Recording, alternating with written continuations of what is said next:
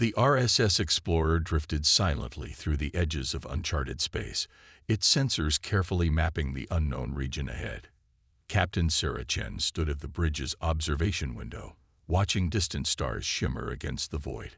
After 6 months of peaceful exploration, the human vessel had documented dozens of new solar systems, but they'd yet to encounter any sign of intelligent life. "Captain, I'm picking up some unusual energy readings," Lieutenant Marcus Rodriguez called from his station. "They're unlike anything in our database."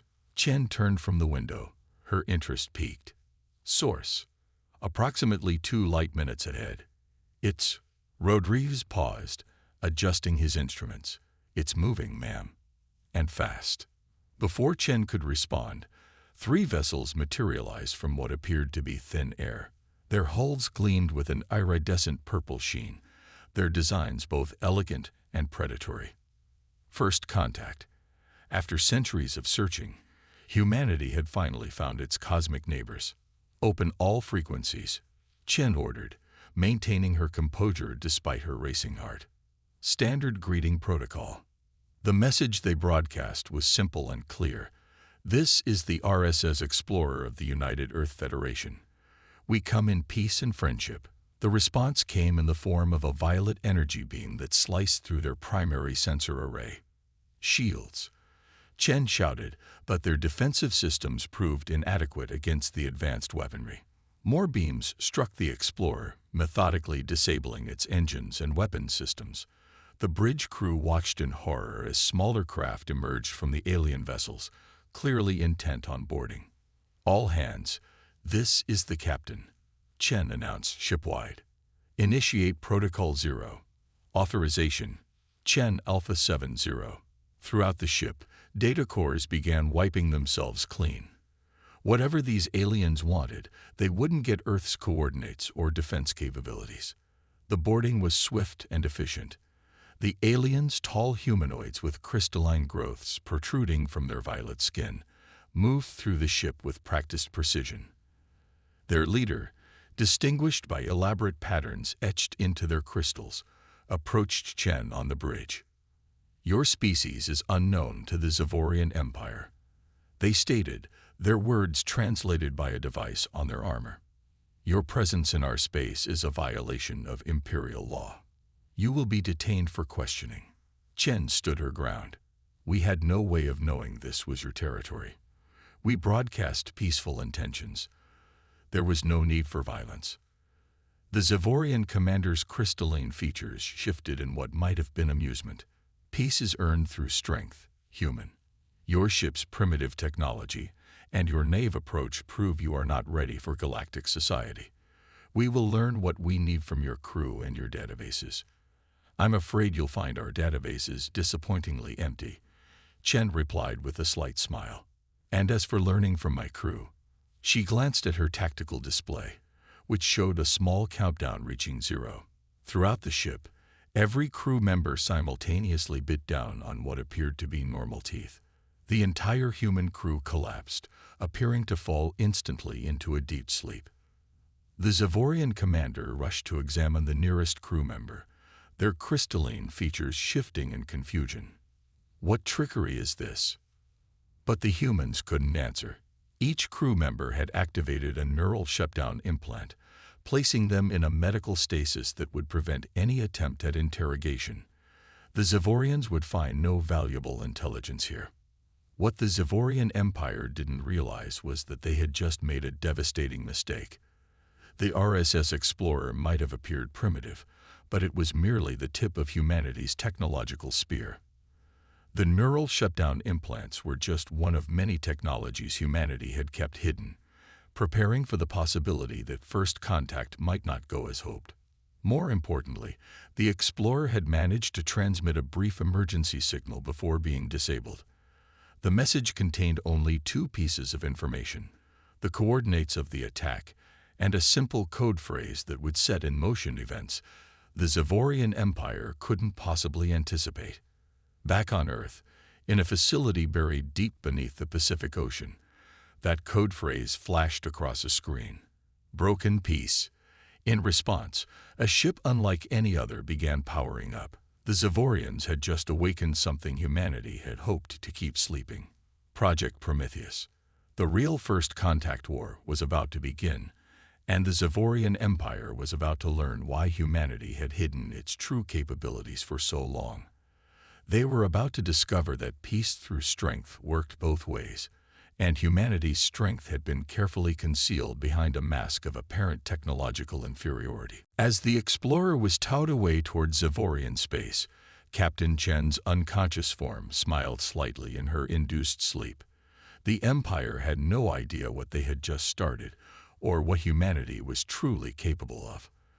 They would learn soon enough. High Admiral Kexthor of the Zavorian Empire stood before the Imperial War Council, his crystalline form radiating tension. The holographic displays behind him showed something that should have been impossible. 3 days ago, our primary military research facility in the Helios sector simply stopped. Every weapon system, every piece of advanced technology, simply deactivated. No explosions, no destruction, no casualties. The facility's entire defense grid transformed into inert metal. The council chambers erupted in murmurs, and Elder Counselor's crystals chimed as she spoke. Surely our sensors detected something.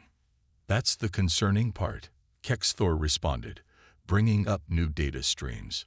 For exactly 2.7 seconds, our sensors detected a ship. Its design was unlike anything in our database, but its energy signature. He paused, his crystalline features shifting uncomfortably. It was human in origin. Impossible. Another counselor slammed a crystalline fist on the table. The humans we captured from their exploration vessel were primitive. Their ship barely qualified as interstellar capable. And yet, Kexthor continued, in the past week, we've recorded similar incidents at 7 other military installations. Each time, the same pattern. A ship appears, our technology goes dark, and the vessel vanishes. No casualties, no structural damage, just technological paralysis. The War Council's chamber darkened as a new hologram appeared, showing security footage from the latest incident. A ship materialized from what appeared to be a fold in space itself. Its hull seemed to absorb light rather than reflect it, making it difficult to focus on its true shape. The only clear feature was a pulsing blue line that ran along its length, like a heartbeat in the void. We're calling it the Prometheus, Kexthor explained. Named after text we found carved into the hull of the last installation it visited. Our linguists tell us it's a figure from human mythology, a being who gave fire to primitive creatures, elevating them to civilization. A message, the Elder Counselor mused. They're telling us that we underestimated them, that they've been hiding their true capabilities. Before anyone could respond, a junior officer burst into the chamber, their crystals vibrating with urgency. High Admiral, the Prometheus. It's appeared in the Nexus system. The holographic display shifted to a live feed. The mysterious ship hung in space before the Zavorian Empire's largest shipyard, its dark hull defying the light of nearby stars. As they watched, a patrol fleet of 5 heavy cruisers moved to intercept. Let's see what this ghost ship does against real warships, a counselor growled. The Prometheus didn't move as the cruisers approached. It waited until they were nearly in firing range. Then, changed. Its hull seemed to ripple like water, and suddenly there were 5 Prometheus ships, each facing a cruiser. The Zavorian vessels opened fire, their energy weapons passing harmlessly through the phantom ships as if they were holograms. In response, beams of pure white light extended from the Prometheus copies. Where they touched the cruisers, systems simply stopped working. Engines died, weapons powered down, but life support and artificial gravity remained perfectly functional. Within 30 seconds, 5 of the Empire's most advanced warships hung helpless in space. Then, as suddenly as they had appeared, 4 of the Prometheus ships vanished, leaving only the original. Text appeared on every screen in the shipyard, translated into perfect Zavorian. Your empire took our people. You thought us primitive, weak, unworthy of respect. We are giving you a chance to reconsider that assessment. The RSS Explorer and her crew will be returned to us, unharmed, within 48 hours. If not, we will demonstrate capabilities beyond what you've seen today. Remember, we choose to disable, not destroy. Don't make us reconsider that choice. The Prometheus vanished, leaving behind 5 powerless cruisers and a very shaken War Council. As emergency teams rushed to assist the disabled vessels, Kexthor studied the last sensor readings from the encounter. High Admiral, the elder counselor's voice was heavy with concern. The technology this ship displays, quantum duplication, targeted system disruption, perfect cloaking, these are theoretical concepts our scientists said were centuries from achievement. How could we have been so wrong about human capabilities? Kexthor's crystalline form shifted colors as he contemplated the question. Perhaps we weren't wrong about their capabilities, he said slowly. Perhaps we were wrong about their wisdom. They chose to appear primitive, to hide their true strength until it was needed. And now they're teaching us a lesson. The elder finished. The question is, how much more do they have to teach us if we don't comply? As if in answer, reports began flooding in from across Zevorian space. The Prometheus had been sighted simultaneously in 12 different systems, each time approaching another military installation. The game of cat and mouse was escalating, and the Zevorian Empire was beginning to realize they might not be the cat after all. On the edges of Zevorian space, aboard the merchant vessel Crystal Dawn, Captain Vexera watched her crew huddle around the ship's common area display. They were watching leaked footage of the Prometheus's latest appearance, like everyone else in the Empire these days. They say it can be in 10 places at once, her engineer whispered, crystals gleaming with excitement. That it can turn entire fleets into floating sculptures. Nonsense, her security chief growled, though his crystals flickered with uncertainty. No ship can.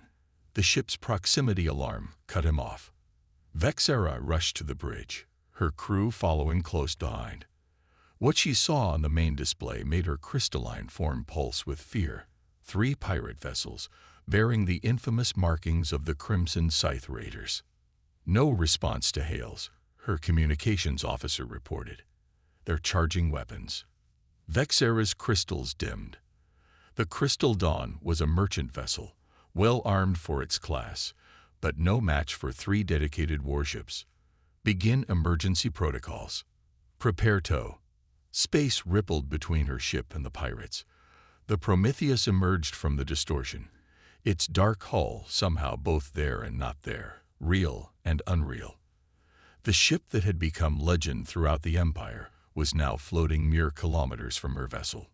The pirates opened fire immediately, energy beams and plasma torpedoes streaking toward the human vessel. The weapons passed through it as if it were a hologram. But Vexera's sensors indicated it was physically present. The Prometheus' response was both beautiful and terrifying. Threads of silvery light extended from its hull, weaving through space like an artist's brush strokes. Where they touched the pirate ships, matter itself seemed to reshape. Weapon emplacements transformed into flowing sculptures. Engine housings became abstract art pieces. The pirates were effectively disarmed without a single shot fired. A communication reached the Crystal Dawn. Text only. You're safe now. They won't bother you again.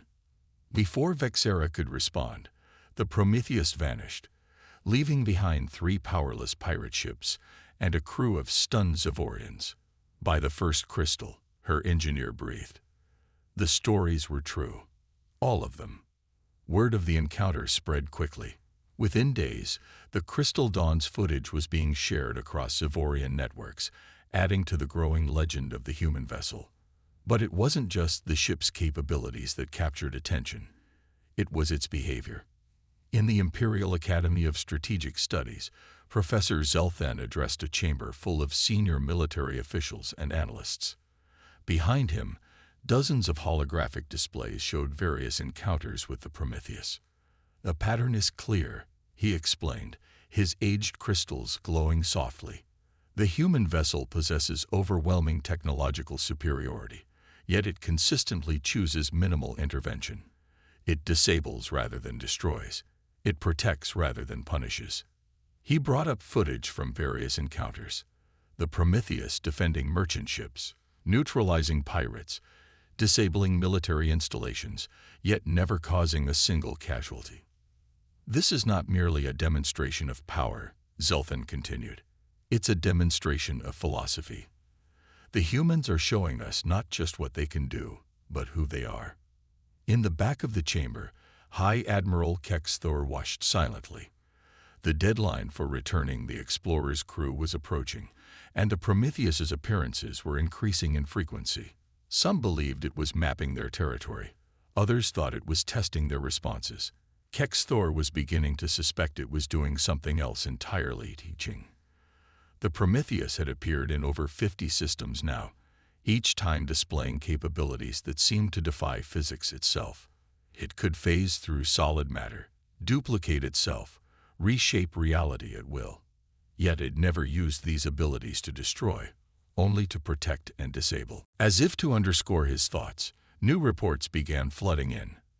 The Prometheus had just appeared simultaneously in 20 different systems, each time positioning itself between military installations and civilian populations. The message was clear: we can be everywhere, we can do anything, but we choose peace. A junior officer rushed into the chamber, crystals pulsing with urgency.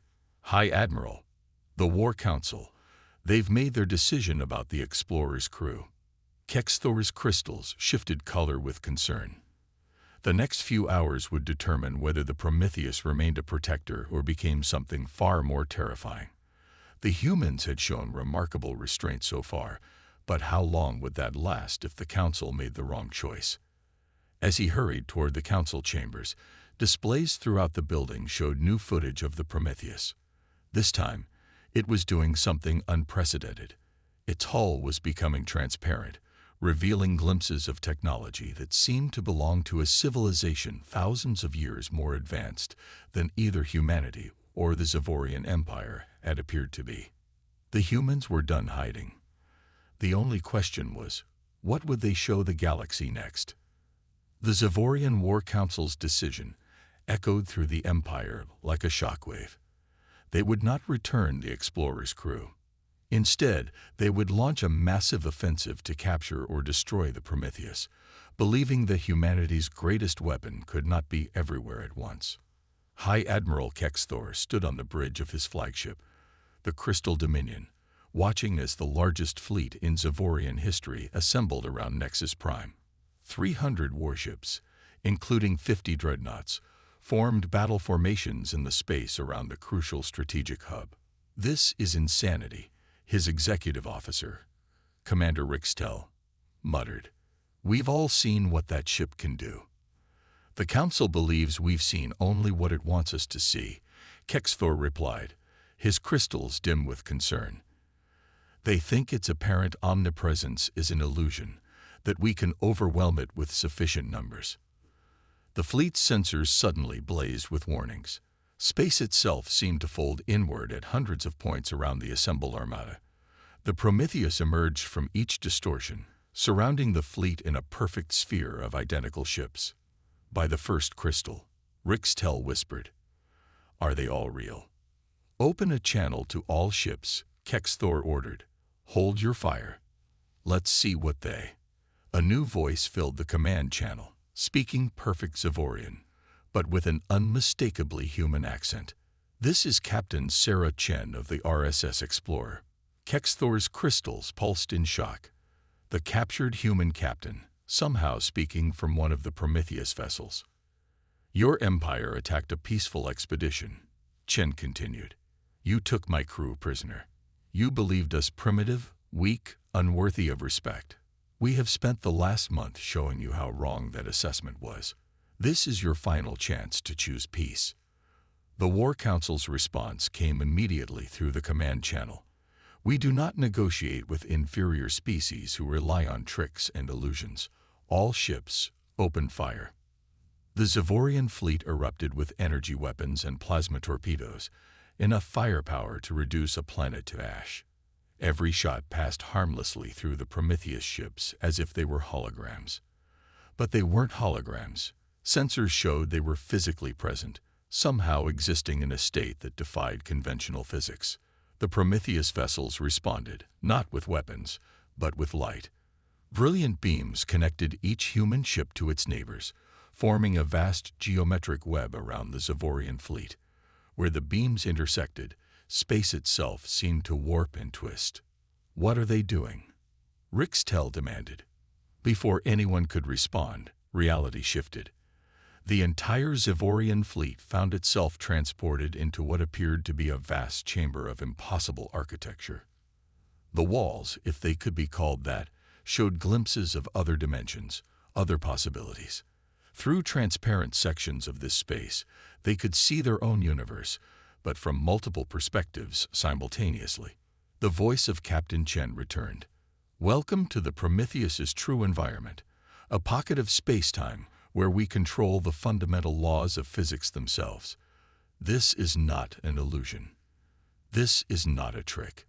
This is human technology in its undisguised form." Every screen in the fleet displayed the same message. For centuries, humanity has hidden its true capabilities, knowing that first contact could go wrong. We developed technology that doesn't just bend the rules of physics, it rewrites them. We could have used this power to conquer, to destroy. Instead, we chose to explore, to learn, to grow. The chamber around them shifted, showing images of human history, centuries of war and conflict giving way to unity and peace, the development of technologies beyond anything the Zavorians had imagined possible, and the decision to hide it all behind a mask of apparent primitiveness. "Your empire believes that peace comes through strength," Chen continued. "We believe that true strength comes from choosing peace when you have the power to do otherwise. Look around you. Your fleet, the mightiest armada in your empire's history, sits helpless in a bubble of altered space-time. We could keep you here forever. We could send you to the other side of the galaxy. We could rewrite the atomic structure of your ships into abstract art. Instead, we offer you a choice." The chamber shifted again, and suddenly the RSS Explorer appeared in their midst, its hull pristine, its systems fully restored. "Return my crew to their ship. Acknowledge humanity's sovereignty.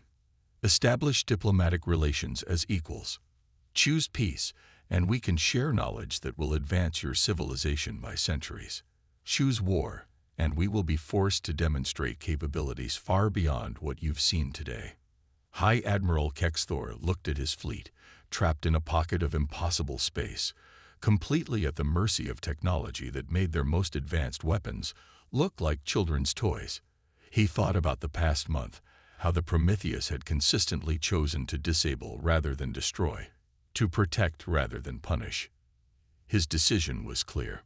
1 month after the Battle of Nexus Prime, the Great Hall of the Zavorian Imperial Palace hosted an unprecedented gathering. High Admiral Kexthor stood beside Captain Sarah Chen, watching as human and Zavorian diplomats signed the historic Peace and Cooperation Accord.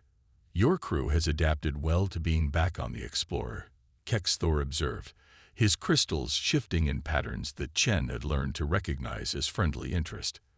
"They're explorers at heart," she replied with a smile. "They're more excited about studying the quantum mathematics your scientists have developed than dwelling on their time in detention." The hall's massive displays showed scenes from across the Empire, human scientists working alongside Zavorian researchers, sharing insights that were revolutionizing both civilizations' understanding of the universe. But one image drew more attention than the others: the Prometheus, now permanently stationed at Nexus Prime as a symbol of the peace between their species. "I still have questions," Kexthor admitted, watching the legendary ship on the display. "Your civilization possessed the power to reshape reality itself, yet you chose to appear primitive. You could have conquered the galaxy, yet you chose peace. Why?" Chen's expression grew thoughtful. "Humanity learned some hard lessons on our path to the stars. We discovered that the most dangerous moment in any civilization's development isn't when they gain the power to destroy themselves. It's when they gain the power to dominate others. She gestured to the Prometheus. That ship represents humanity's greatest achievement, but not because of its technology. It represents our decision to advance morally as fast as we advance technologically. We could have used our discoveries to become conquerors. Instead, we chose to become teachers. A junior officer approached, their crystals pulsing with excitement. High Admiral, Captain, they're ready for the demonstration. They moved to the palace's observation deck, where crowds had gathered to witness something unprecedented. The Prometheus was about to reveal one of its capabilities publicly for the first time. The dark ship hung in space above the capital city, its hull seeming to drink in the light of the system's twin suns. Suddenly, it began to transform. Its surface became transparent, revealing layer after layer of technology that seemed to exist in multiple dimensions simultaneously. At its core, visible to all, was something that defied description, a fusion of quantum mechanics and consciousness itself. The heart of the Prometheus, Chen explained to the astonished crowd, is what we call a reality interface engine. It doesn't just bend the laws of physics, it allows us to access the underlying code of the universe itself. But more importantly, it requires a profound understanding of consciousness and ethics to operate. Technology and wisdom advancing together. Kexthor's crystals shifted in complex patterns of awe and understanding. Your ship wasn't just showing us your technological superiority over the past months. It was teaching us about responsibility, about the importance of wielding power wisely. Exactly, Chen nodded. Every encounter was carefully choreographed, defending the innocent, disabling without destroying, protecting even those who had attacked us. We wanted to show that true strength isn't about the power you have, but about the choices you make with that power. The Prometheus's demonstration concluded with a final transformation, its hull resolving into a form that somehow bridged human and Zavorian aesthetic sensibilities. Text appeared in the sky above the city, visible to all, written in both languages. The greatest power is the power to choose peace. As the crowds marveled at the display, Chen turned to Kexthor. Your empire believed that peace comes through strength. We believe that true strength comes through peace. Perhaps together, we can show the galaxy a new way forward. The High Admiral's crystals glowed with warm colors. You know, when we first captured the Explorer, we thought we were teaching humanity its place in the galaxy. Instead, humanity taught us that we had much left to learn. That's the beauty of it, Chen smiled.